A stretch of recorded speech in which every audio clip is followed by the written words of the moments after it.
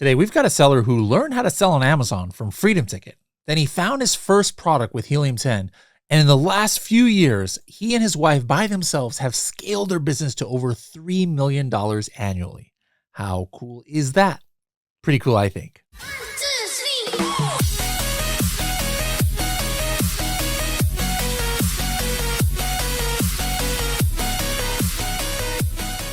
Hello, everybody, and welcome to another episode of the Serious Sellers Podcast by Helium 10. I am your host, Bradley Sutton, and this is the show that's a completely BS-free, organic conversation about serious strategies for serious sellers of any level in the e-commerce world. And we have a serious seller on with us. He's been on the podcast a couple times before, Andrew. But we're gonna treat it as if it's the first time, because this is now the new format of podcast where we get really deep into the seller stories out there. And Andrew, welcome back to the show. Hello. Yeah. Thanks for having me back on. Let's go ahead and go back to your history. First of all, where are you located right now? Where are you calling in from? I'm in Des Moines, Iowa. Okay. And is that where you were born and raised? I was born here, but I was actually raised in Sioux City, Iowa. But I've been in Iowa my whole life. So Iowa your whole life. That is that a good thing or is that a bad thing? I think it's pretty good. Okay.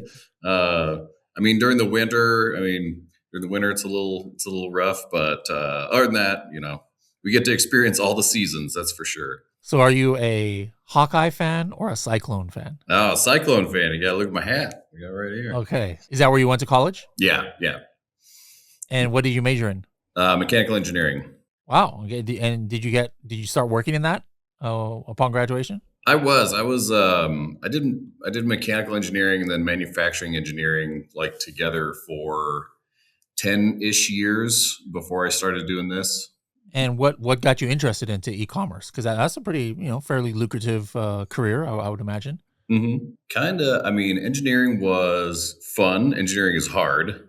Sometimes it can be boring, So this is definitely a little bit more exciting to do. Sometimes you don't want the excitement, though. Sometimes it's too exciting. But I don't know exactly how I got into it. I worked at a couple different places that sold products, and it just seemed like the companies that I worked for, when they would sell products, that's where they made most of their money from. Like not necessarily the service side where they would go fix things or, something like that. It was always seemed like the money was on that side. And then there was my brother had a friend who his parents or something were saying that they were selling something on Amazon and we're making decent money. I'm like, oh, that's cool. So just one of the times when I had saved up some money, I kind of looked into it and I chose one product and it took off. And that's kind of... What year was this about? 2019 is when I started. Okay. Yeah. But so you were still working full time and they're like, hey, let me try this as a little side hustle thing. And you actually hit a home run on your first product. Yeah. I actually had my full-time job and I already had one side hustle and this was going to be like another one. And then quickly within 2 years doing this made more money than, any of the other stuff I was doing. So I had to kind of pivot and I went to this full-time. So in about 2021 is when you kind of went all in with e-commerce. Yeah. Okay. Now fast forward today, we'll fill in some gaps, but 2025, I'm not sure if you've looked at the year-end books and anything yet, but approximately across all platforms, how much gross sales do you have? I think this year we're going to be around 3.2 million total. Okay. All right. And your profit margins pretty decent enough to support yourself? Yeah. It's been a little bit of a battle going back and forth with, tariffs and all the other stuff, fee changes and all that stuff. But yeah, we're usually around 15%, net income, net profit. Yeah. Do you splurge a little bit or you invest it all back into the company, take trips, buy some Lamborghinis? What do you do with some of that money? We do go on pretty good trips. Most of that comes from credit card points though, just because we, just from using that for advertising. Yeah. But yeah, we go on trips. Lately, the last couple years, the business has been paying back some debt, so it's been going back into that. But at the middle of next year, we should be kind of pretty much all the way out of that, which will be exciting, be very exciting. So maybe we'll go on even more trips. There you go. Maldives. Hopefully that's on your bucket list. Yeah, exactly. I keep seeing you going there, and it's like looks cool. Yep. Yeah. I'll never get tired of that place. Now, that 3 million. What's the breakdown as far as marketplaces? I assume the biggest is Amazon USA. Are you selling in other Amazon marketplaces? Are you selling on TikTok, Walmart, eBay, etc.? Any Shopify? Yeah. I would say between like North America, like Amazon North America, it's about 90% is Amazon. And I think about 5% of that is Canada. Do you actually have inventory there, or are you just doing the remote fulfillment thing? No, so that's just on remote fulfillment. And that's something I kind of want to lean more into, is actually doing FBA from there. But then probably the other 8% comes from Shopify. And then like the other 2% comes from like eBay and Walmart. And nothing on TikTok then? Nothing on TikTok yet. That's untouched territory for us so far. Do you remember how you, I believe you had said it was using Helium 10 before, but how did you find that first product that took off? And are you still selling that product today? So yeah, we're still selling the first product now. And to find it, I mean, we just used Black Box. I think it was like Freedom Ticket 2.0 was the one that was out. Mm-hmm. So I think I got a free trial or paid, I can't remember what it was, like 50 or $90 a month or something to like go through that course, and which was awesome. Right after I launched, I remember Project X came out. Mm-hmm. And after Project X, I was like, oh man, I wish I would have like done, I was like, I would have changed a whole bunch of stuff, but it helped because it was really early on when I started selling. So that helped a lot. But yeah, we're still selling that product. We found it on Black Box.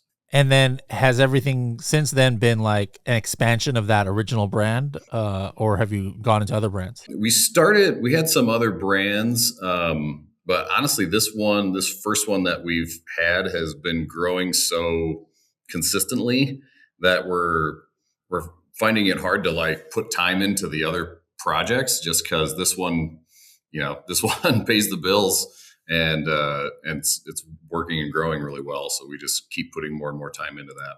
All right. Interesting. Now, we recently had somebody on the podcast talking about Amazon Business, and actually another Helium 10 Elite member, Brian. And so you've mentioned in the past too, in our Elite Facebook group that you've leveraged that. Has that just been like the last year or so, or has that been something from day one you've been leveraging? So we not from day one. It's kind of been in this past year that we really started to focus on that, because for a while we had like 10 or 15% of our sales would come from businesses, and we like weren't even trying. You just like had put the price and then nothing special on advertising or anything, just organically. Yeah, just our products can be used by consumers and by businesses. And then we started to like really look into that, because we're like, man, these business orders, they're big and they keep coming back. And so we started like, setting up dedicated, advertising for it, or using the ad multipliers for business, like bid multipliers for business. And we've grown that. Like we're about 30% B2B now. And would you say your product is like very business-y, like attractive to business? Like obviously Coffin Shelf, is not necessarily something that businesses would care about, unless you're a Halloween supply store or something like that. But your product, is it more something that, this is like something that people like to buy in bulk, or that businesses need? Yeah. Like businesses do need this. Like consumers can use the smaller pack sizes of the stuff that we sell, but businesses will use it. And kind of all of our products, we've kept them together. So, the same person that buys one of our products would buy the other stuff too. And that's kind of, we've always wanted to keep it that way, but that's kind of helping us in the business side, because businesses, when they buy one thing, they usually are buying a whole bunch of other stuff too. And we can do some things with ads or with audiences to try to like push more of our products towards them and try to get them to buy more. So it's a business friendly product. Yeah. Okay. Makes sense. Now that you actually are paying attention to the business program, my first question is like, what's your pricing strategy? Because I learned from the last episode that it's not like, Amazon price discounts where, oh man, you got to be like at least 15% off. Like you can have a discount of even just 5 cents and it'd be fine. But what do you have a general percentage off or dollar or cents amount off that you're putting, first of all, for what what shows to the Amazon business customers? I used to just do like whatever Amazon had. If you added a business price, either I'd do like $1 off or something, or I would they have some blue business savings badge or something that you can get if you put it at a certain price. But I was talking to someone at Amazon Accelerate during the Seller Cafe, and I was talking about Amazon Business, and they were like specifically told me to go into, I think it's like custom pricing or like automated pricing, and you can set up a rule for all your products to just do, I think it's 2% off will get you the badge. And then if you do like 3% off of like, if they buy multiples, then you'll get unlocked and get into this like other thing on Amazon Business. So I've just kind of followed what they said. And it's been, I mean, that was in September, so it's been a little while, but things are working with that. And that's actually really easy now, because even if we add new products, it just automatically the business price gets put on there. So I kind of like doing it that way now. And now for your advertising, do you just put a modifier on your regular campaigns for business customers, or do you have standalone like campaigns that are specifically just for business customers? So we started off with having the bid modifiers, but now we have dedicated campaigns for business stuff. And we still have those modifiers on the original campaigns too, but the ones that are, at least for the time being, we do. But those Amazon Business like dedicated campaigns do amazing. And we go like pretty broad with those, like lots of autos, lots of broad match. I mean, we do some like phrase and exact match stuff too, but you can go like pretty broad, because I don't know if a lot of people are doing it quite yet. And usually businesses buy so much more and everything. The ROAS is so much better that you can keep those bids high, and they'll keep pushing it out there. So what have you found then, since you started segregating the advertising, what have you found as far as like, are the same keywords performing for both? Or do you have like separate funnels? Like, do you have auto and broad discovery campaigns going for the business? And then if so, like, do you find some keywords like never even are not even good for regular customers, but they're great for business, or vice versa? They've been on the keyword level, it's performed pretty similar. I don't know if we found any new big keywords, but I know one thing, like on sponsored brands. So we've been using a lot more sponsored brand ads lately, just on the consumer side and on the business side. But we noticed when we were going through and setting all these like business modifiers earlier this year, they were like, wait, the sponsored brand ads don't have a business modifier, but you can go and actually create a sponsored brand, business campaign. So we started doing that, and those are doing amazing. Those are some of our best campaigns now. And I think it's because like the other ones were targeting businesses, but you'd get the consumer sales in there too, and it would just drag the ROAS down, where you can have these sponsored brand business campaigns like wide open, and it'll just be there all the time. How long first of all, who makes up your team? Like now, you've scaled to over 3 million. I doubt you're handling everything 100% yourself. I hope not. Do you have VAs? You have partners? You have employees? It's a pretty lean team. It's mainly me and my wife. And then for a while we had my nephew was like helping pack in our warehouse, and but he's like out. He was playing football and stuff, so he's like back in school, and he's doing that. But it's mainly me and my wife, and then we're going to be hiring some people this year to kind of help take us to the next level here, because we definitely need some people. So everything from making the listings, customer service, advertising, inventory, 100% in-house, just your family. Oh yeah, yep. So big shout out to Chelsea, my wife, for helping me out with that. There you go. Yeah, maybe she should have been the one on here. Usually it's the wife who's the unsung hero of things. How long have you guys been using Helium 10? Since since the beginning. I mean, since even before we were selling, like I think it was the first set of tool. It was the first tool we used. You got the education, that's how you said you learned how. Yeah, So I yeah. I guess even mean, from before your first, yeah. yeah. Freedom Ticket was amazing, and I should probably go through even the other iterations of it, but I Yeah. hit Freedom Ticket 2 really the whole thing, so that helped. And obviously use Helium 10 to find your product. Are you still using it to find like product line extensions? Some of these, you mainly using it for keyword research. What do you use it for these days? Helium 10, man, we use it for everything, like day-to-day operations wise and tracking stuff. On like the launch side, we use Listing Builder, Scribble. Well, like used to be called Scribbles. Yeah, now it's Listing Builder. Magnet Cerebro for sure. Listing Analyzer to check out different stuff. We also use Listing Analyzer kind of on a day-to-day basis just to check competitors. We just kind of got in a habit of doing that, and now we just keep that going, I guess.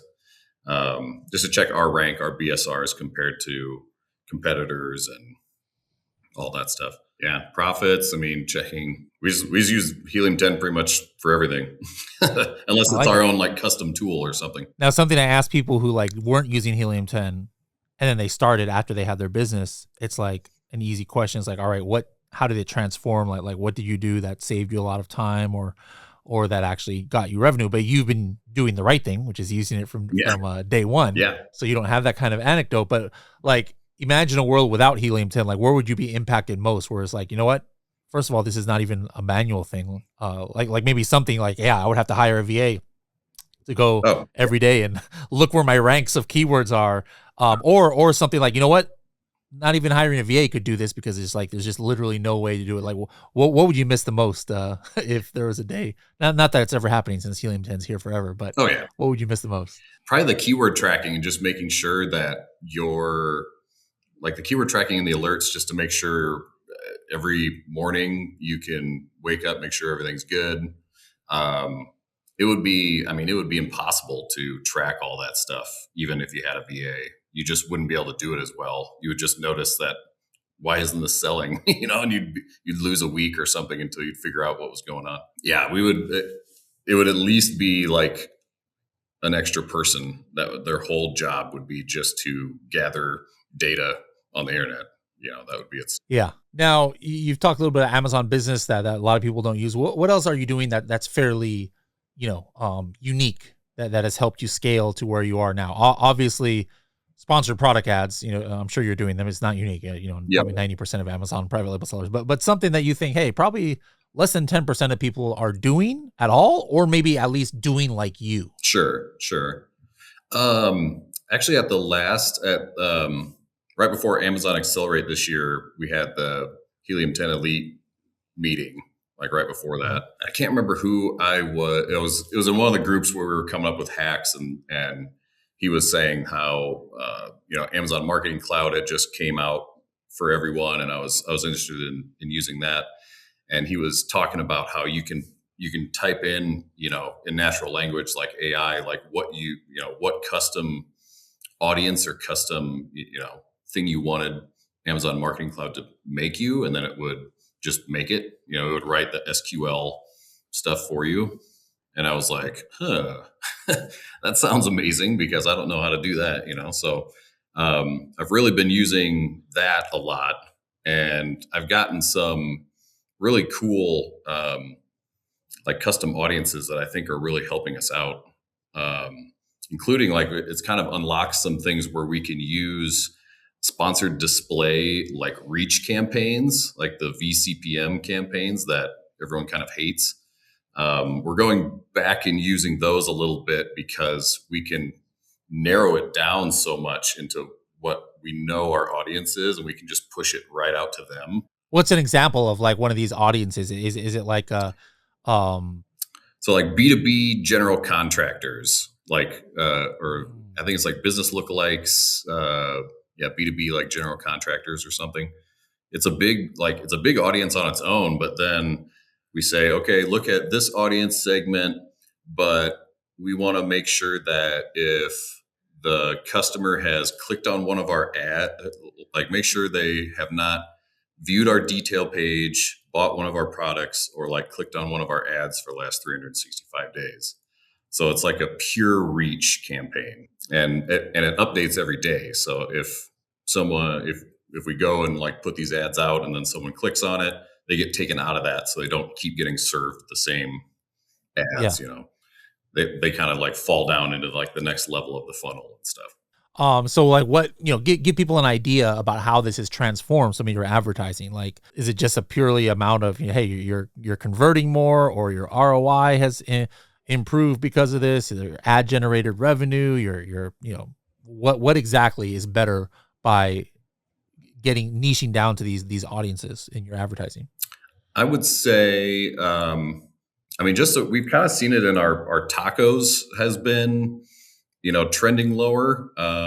It's hard with like top of funnel stuff to get like hard numbers on it, but even in Amazon Marketing Cloud, it'll show you like the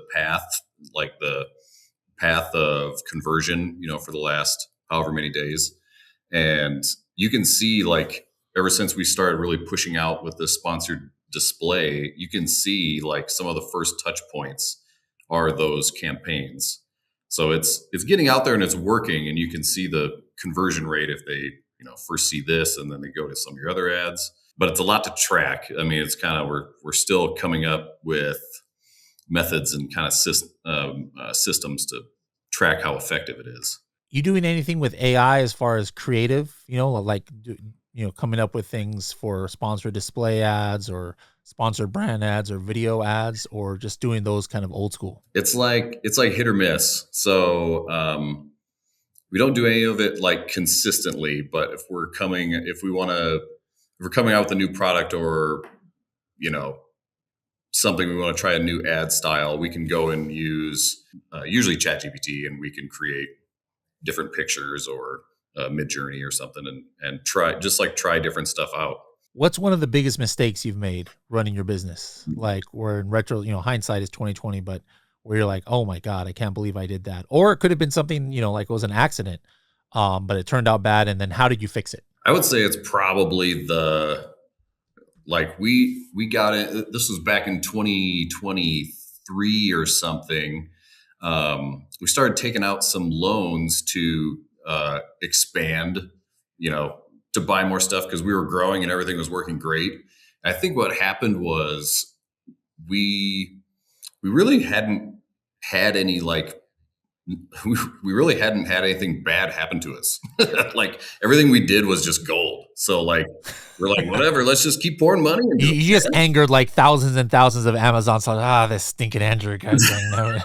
We're just like, everything just keeps working. So let's just let's borrow some money and just keep feeding the beast, But then right as we were like getting, some bigger orders coming, and we were like, okay, we probably don't want to take on any more debt. Let's let this go. We had a big competitor come in on our main product line and like take half of our market share.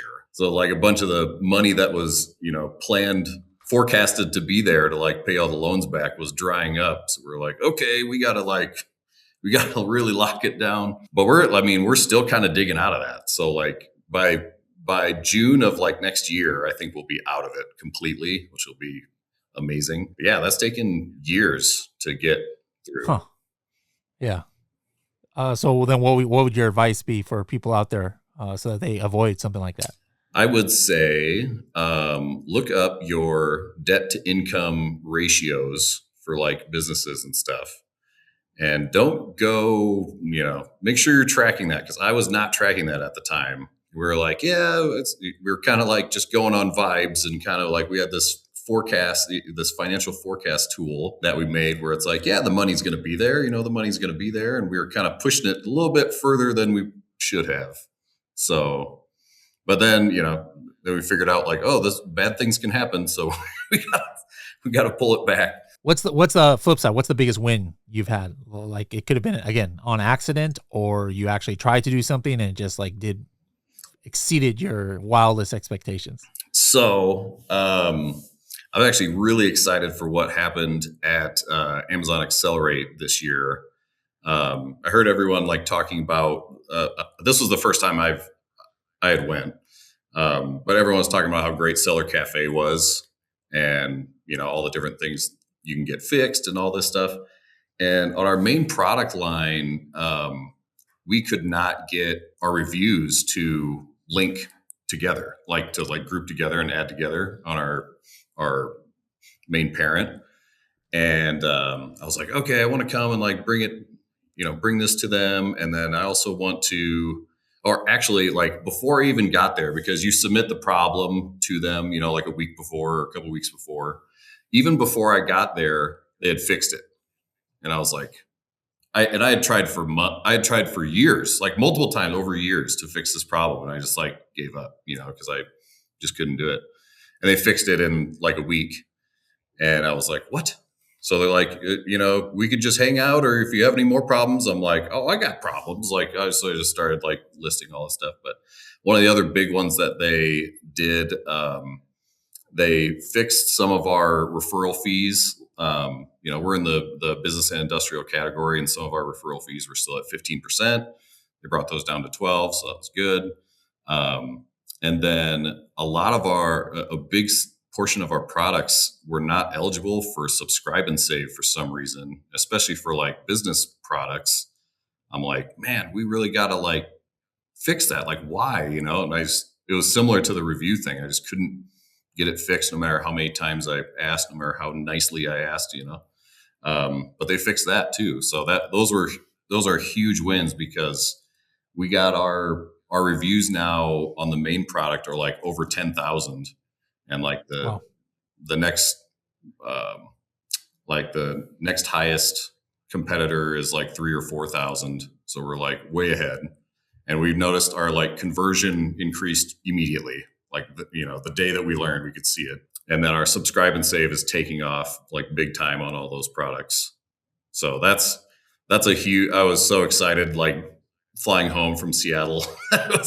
Yeah. I was so pumped. Amazon Accelerate, that's where you can get your stuff fixed. Yeah. Now, so some of the stuff you mentioned obviously helps with profitability, but I think it's a question I'm asking a lot of our guests this year is, 2026, I mean, every year this is an issue, but 2026 especially, I hear more like sellers lamenting profitability because of, tariffs or rising costs of manufacturing, rising costs of advertising, increased competition, whatever it might be, inflation. What are you guys doing to make sure that you're still profitable? Is it a mixture of raising prices, cutting cost? How are you doing it? Yeah. It's tough. Probably the biggest one of the biggest problems we had this year was the tariffs. It's not necessarily the tariffs themselves. It was like how fast and how quickly they were changing. That was wild. We just didn't know what our cost of goods was going to be from like month to month, and then kind of like money management around that. When they had like the tariff pauses, it's like 90-day tariff pause. It's like, okay, put in a huge order, because like, we don't know when if it's going to, after 90 days, is it going to go back to where it was? I don't know.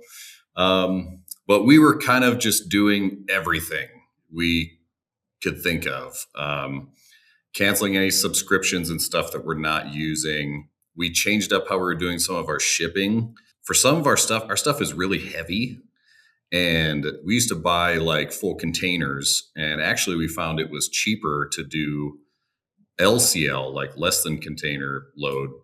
So like pallet shipments, even if they're like 8 or 10 pallets or something, if we shipped those LCL, it was actually way cheaper. And it's just because our stuff was so heavy, like we would hit the limit of the full container, the weight limit of the full container way before the volume.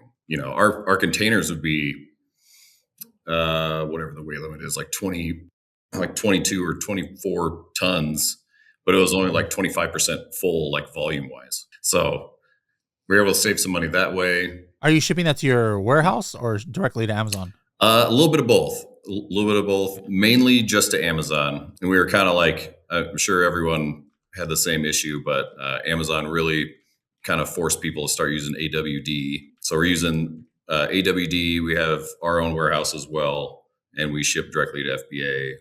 So it's kind of a mix. Okay. What else? Other kind of secret sauce you might have that you're willing to share? Oh, like some of the Amazon Marketing Cloud audiences. So some stuff that's cool in there. We would take, like, if we're going after business customers, we would take.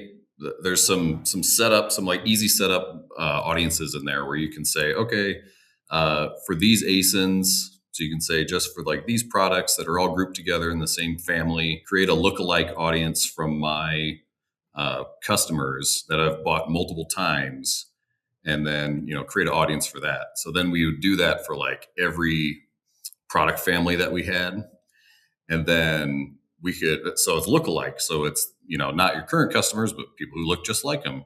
And then you can send all your ads and stuff like directly to them. We've had really good response to that. I would highly recommend doing that because it's very, you don't have to even like use the code or anything. There's like a no code option just to create those. All right. Well, it's been great catching up, and we want to maybe bring you back at end of next year or so. Let's see if you hit that 4 million mark and get some TikTok sales. Perhaps once you're ready, obviously Helium 10 can help you with that. Just get all your listings up there in like 5 minutes. Yeah. To migrate it over. So very interesting. I see a lot of success. Even with stuff that you might not think are that TikTokable, it actually ends up having success just because there's nobody else selling that stuff. So that might be the case with you. So I wish you and your wife all the best. And again, maybe we'll party in Maldives together one of these days. That's right. Sounds good. Yeah, all right. Have a great rest of your day. We'll see you in the next episode. Yep.